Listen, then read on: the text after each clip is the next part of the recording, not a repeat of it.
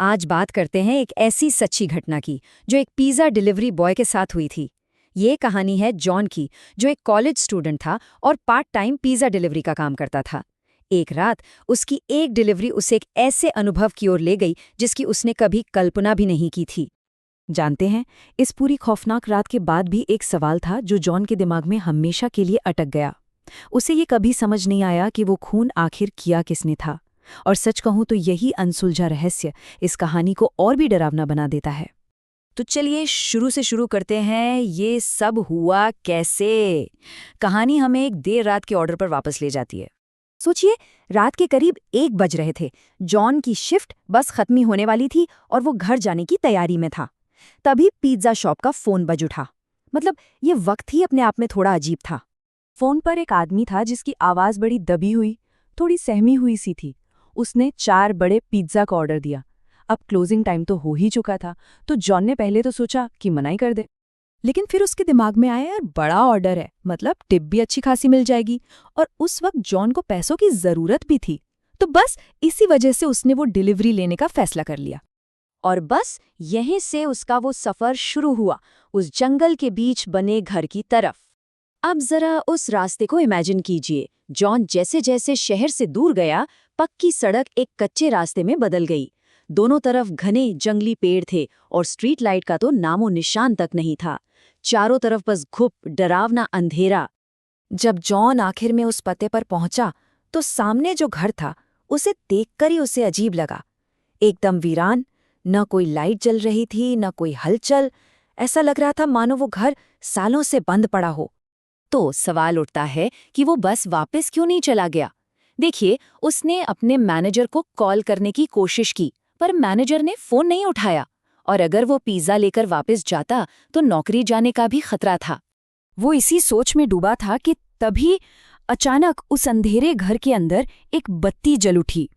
इससे जॉन को थोड़ी हिम्मत मिली। उसने 2 बार डोरबेल बजाई, कोई बाहर नहीं आया। अब जैसे ही वो पलटा कि चलो वापस चलते हैं, दरवाजा एक चरमराहट के साथ अपने आप खुल गया। अब कहानी का सबसे खौफनाक हिस्सा शुरू होता है। घर के अंदर क्या हुआ। जॉन थोड़ा घबराते हुए अंदर गया। तभी उसने देखा कि सोफे के नीचे से एक बिल्ली निकली और एक कमरे की तरफ भाग गई। जैसे ही बिल्ली उस कमरे में घुसी, उस कमरे की लाइट और टीवी अपने आप चालू हो गए और छोटे बच्चों के हंसने की आवाजें आने लगी। जॉन को लगा शायद कोई मजाक कर रहा है। वो गुस्से में उस कमरे में गया और देखा कि बिस्तर पर 2 छोटी छोटी बच्चियां बैठी हैं, बस चुपचाप, और उसे अजीब तरह से घूरे जा रही हैं। जॉन उन पर चिल्ला रहा था, पर वो कुछ बोल ही नहीं रही थी। और फिर जो हुआ वो देखकर जॉन की रूह कांप गई। उनकी आंखें सफेद हो गईं और उनकी वो खामोशी एक बहुत ही खतरनाक हंसी में बदल गई। ये वो पल था जब जॉन समझ गया कि ये कोई मजाक नहीं है। उन बच्चियों ने जॉन के पीछे इशारा किया, और जब जॉन ने पलटकर देखा तो वहां एक डरावनी सी औरत खड़ी थी। बस इतना देखना था कि जॉन के हाथ से पिज्जा वहीं छूटा और वो अपनी जान बचाने के लिए भागा।